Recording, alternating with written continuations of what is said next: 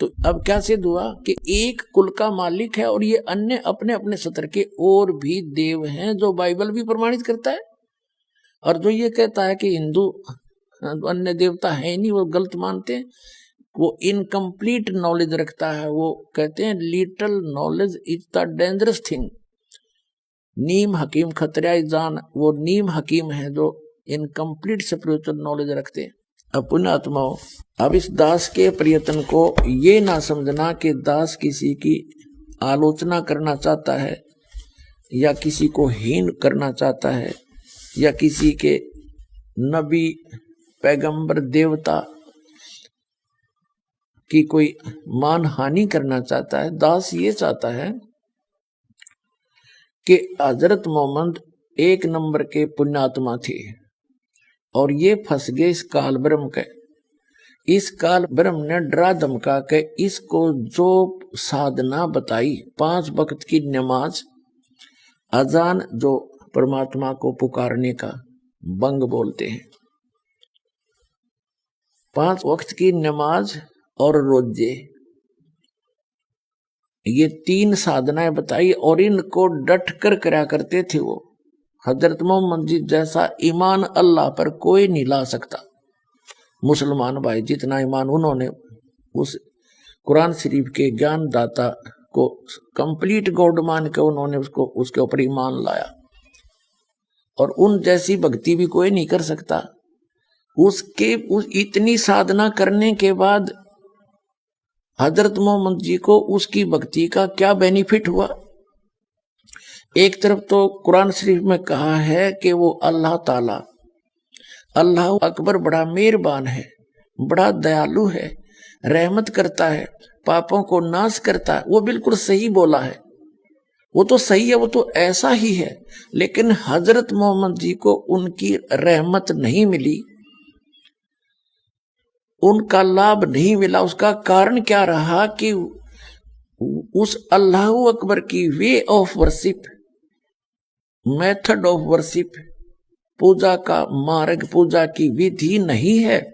सूरत फुरकानी 25 आयत नंबर 52 से 59 में स्पष्ट कर दिया कुरान शरीफ के ज्ञानदाता ने कि वो अल्लाह अकबर तो वो है जिसने 6 दिन में सृष्टि रची, 7वें दिन तख्त पर जा बैठे, वो है क्रिएटर। और उसकी खबर कुरान शरीफ का ज्ञानदाता नहीं जानता, वो कुरान शरीफ में नहीं है जो ज्ञान उसने बताया हजरत मोहम्मद को जबरील देवता के माध्यम से। उसने अपने सत्र की विधि बताई है कि मेरे सत्र की ये साधना है और इसकी साधना से पाप नाश नहीं हो सकते, जो कर्म में वही मिलेगा आपको, उसमें कोई परिवर्तन नहीं हो सकता। और यही गीता ज्ञानदाता 8वें अध्याय के 13वें श्लोक में कहता है कि मेरा जो मंत्र है ओम इति एकाक्षरम ब्रह्म व्यवहारण माम अनुस्मरण ये प्रयाति तजन देहम सयाति परमाम गतिम, कि मेरे सत्र का, मेरी पूजा का केवल एक ओम अक्षर है, नथिंग एल्स। इसका अंतिम सांस तक जो भक्ति करता हुआ शरीर छोड़कर जाएगा वो ब्रह्म से मिलने वाली परम गति प्राप्त होगी। और ब्रह्म से मिलने वाली परम गति कौन सी है? ब्रह्मलोक। 8वें अध्याय के 16वें श्लोक में कहा कि ब्रह्मलोक में गए वे प्राणी भी पुनरावृत्ति में है, उनका भी जन्म मृत्यु होता है। फिर गीता ज्ञानदाता ने 8वें अध्याय के 5 और 7 में तो अपने विषय की साधना बताई कि मेरी भक्ति करेगा मुझे ही प्राप्त होगा, ब्रह्मलोक में आ जाएगा, लेकिन जन्म मृत्यु तेरी भी रहेगी मेरी भी रहेगी, मोक्ष नहीं हो सकता। और जैसा कर्म करेगा वैसा फल भी मिलता रहेगा। लेकिन 8वें अध्याय के प्रथम मंत्र में अर्जुन ने पूछा कि किम तत् ब्रह्म, उसका उत्तर दिया 8वें अध्याय के 3रे श्लोक में गीता में कि वो परम अक्षर ब्रह्म है। तो 8वें अध्याय के 5 से 7 तक तो अपनी विधि बताता गीता ज्ञानदाता, और उसके विषय में इसने बता दिया जन्म मृत्यु तेरी भी रहेगी मेरी भी रहेगी, यहां शांति हो नहीं सकती, युद्ध तो करना ही पड़ेगा। और युद्ध करना तो वहां शांति कहां?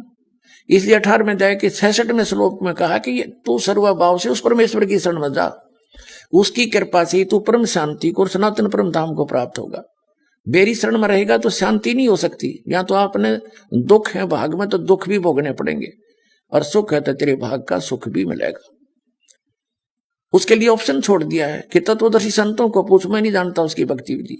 17 में जाए के 23वें श्लोक में गीता ज्ञानदाता ने उस परम अक्षर ब्रह्म सच्चिदानंद घन ब्रह्म, ब्रह्म ने माने सच्चिदानंद घन ब्रह्म की भक्ति का संकेत किया है कि उसके 3 मंत्र का जाप है। ओम तो सार्वजनिक कर दिया, वो तो उसका है ही, और तत् और सत वो सांकेतिक छोड़ दिए, उसको तत्वदर्शी संत बताएगा। तो वो दोनों कोड वर्ड जो है वो दास के पास है, वो कंप्लीट कोर्स है। तो उसकी भक्ति 8 में जाए के 8, 9, 10 श्लोक में बताया कि सच्चिदानंद घन ब्रह्म की भक्ति करेगा तो उसको प्राप्त होगा। 8 में जाए के 5 और 7 में कहा कि मेरी भक्ति करेगा तो मुझे प्राप्त होगा। ब्रह्म की साधना करने वाला ब्रह्म लोक में जाएगा। गीता अध्याय नंबर 8 के श्लोक नंबर 16 में स्पष्ट कर दिया है कि ब्रह्म लोक पर्यंत सभी पुनरावृत्ति के अंदर है।